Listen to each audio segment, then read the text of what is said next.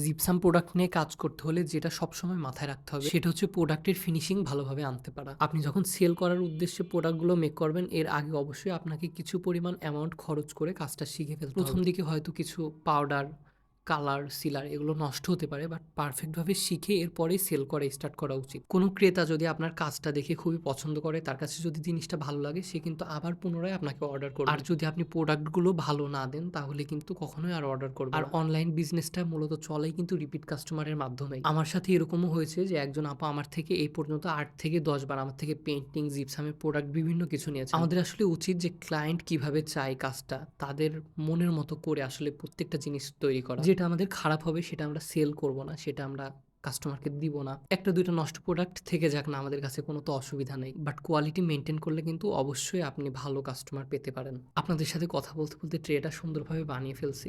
এরপরের ভিডিওতে আমি এটা সুন্দরভাবে একটা কালার করে সিলার করে ইনশাল্লাহ আপনাদেরকে দেখাবো। আপনাদের কাছে ভিডিওটা কেমন লেগেছে অবশ্যই কমেন্ট করে জানাবেন।